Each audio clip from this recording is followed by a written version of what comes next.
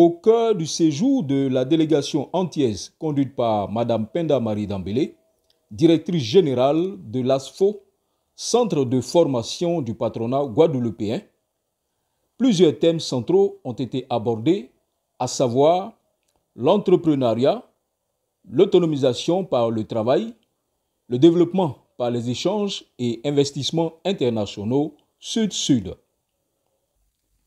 C'est dans ce contexte que le vendredi 8 novembre 2024, une conférence a été organisée à l'École nationale supérieure de statistique et d'économie appliquée, ENCA. Placée sous le thème « Investir en Côte d'Ivoire, les clés pour réussir », avec pour modérateur M. Stéphane Nialeko, chef de projet de ce séjour et président de la Fondation Climbié, relais international du partage, ce panel a rassemblé 4 intervenants de renom, offrant des perspectives uniques sur l'économie et l'entrepreneuriat en Côte d'Ivoire. La première intervenante, Mme Kadi Cissé, fondatrice et CEO d'Innovim SA, une entreprise immobilière du groupe Keidan, a captivé l'audience en partageant son expérience d'entrepreneur. M. Hugues Quadio, directeur général de l'École nationale supérieure de statistique et d'économie appliquée, a dressé un tableau détaillé du cadre économique en Côte d'Ivoire, apportant un éclairage essentiel pour comprendre les opportunités du pays. Madame Véronique Vonan, directrice générale de Vauve Group, a émerveillé l'assistance avec sa présentation sur le restaurant Le Placali Abouré. Ce lieu dédié à un mets typiquement ivoirien à base de manioc, le Placali, incarne sa passion et sa vision entrepreneuriale dans le domaine de la restauration et du tourisme.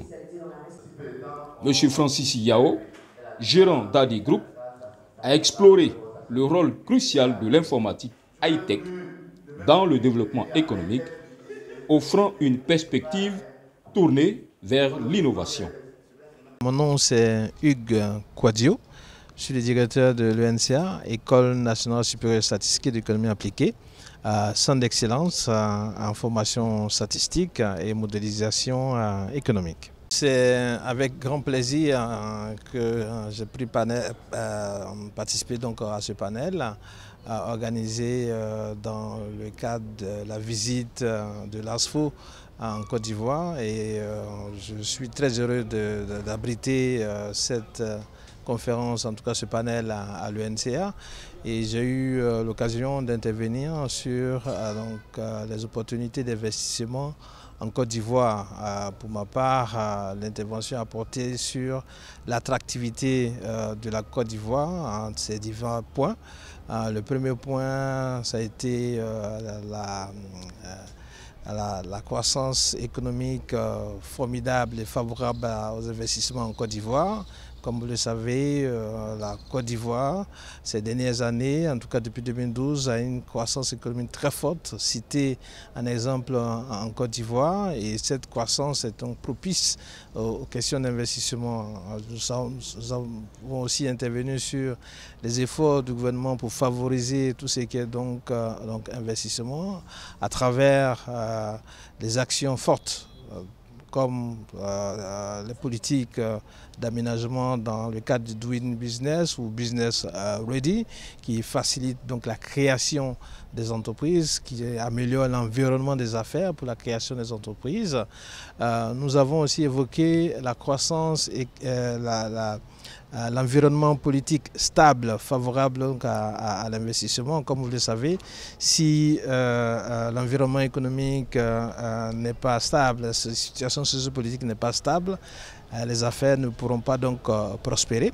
Nous avons aussi évoqué l'ensemble des mesures en faveur de l'investissement, un peu comme le guichet unique des formalités des entreprises, un peu comme la plateforme e-entreprise, mais aussi donc les dimensions incitatives comme le code d'investissement, donc d'investissement qui donc propose des actions, des faveurs en faveur des entreprises comme des réductions fiscales, en faveur des entreprises qui vont venir donc s'installer donc en Côte d'Ivoire.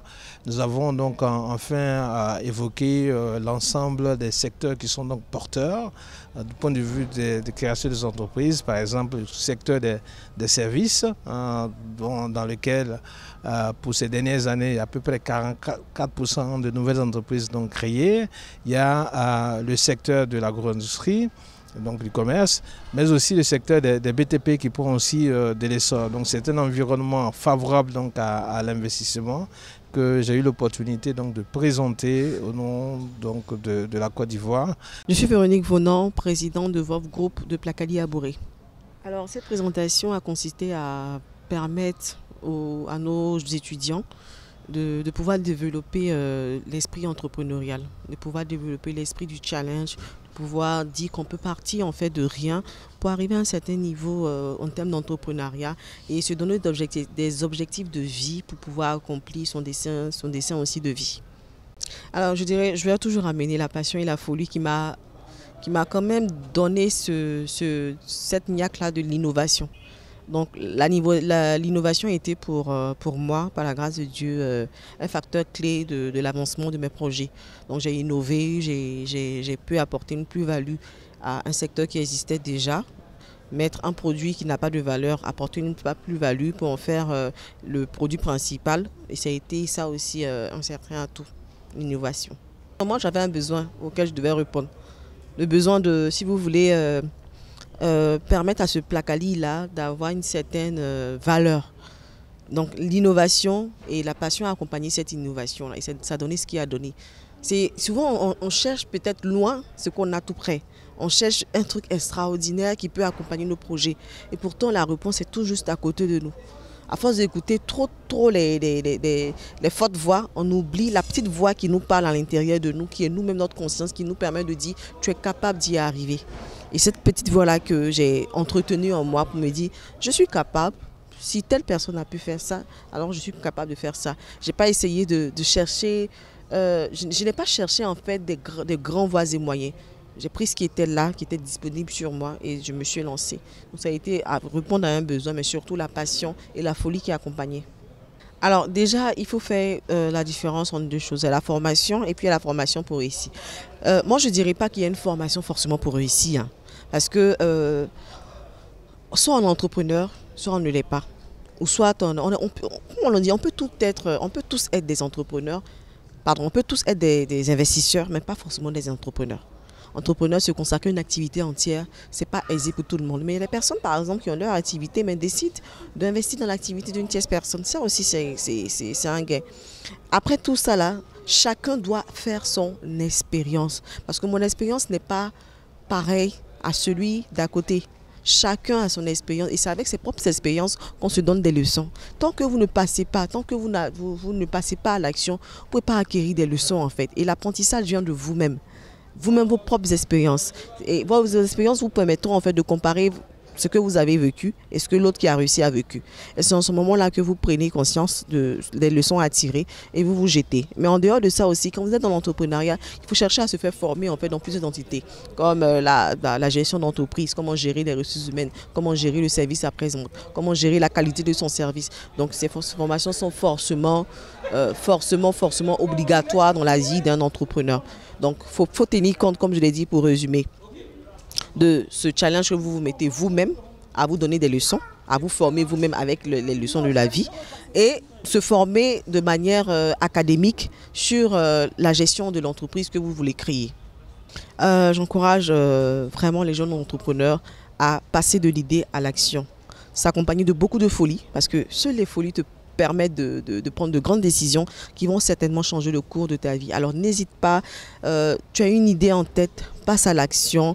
Crée-toi des opportunités autour de ton idée et puis surtout que ton idée soit un besoin à satisfaire. Et ça sera avantageux.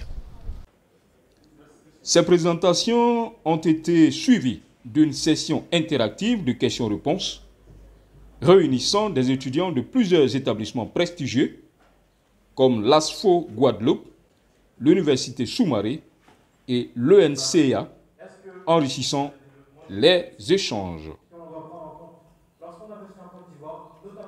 Pour clore cette journée, un challenge inter-école a été organisé, mettant en compétition les participants sur des thématiques liées au panel.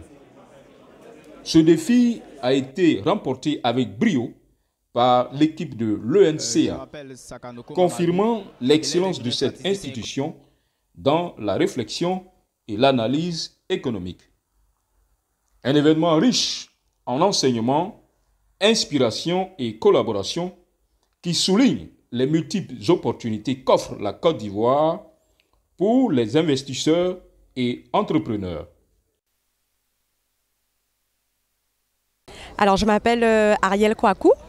Je suis originaire donc de la Guadeloupe et je suis venue ici aujourd'hui en compagnie donc de toute une délégation d'étudiants de l'ASFO Guadeloupe, qui est un centre de formation.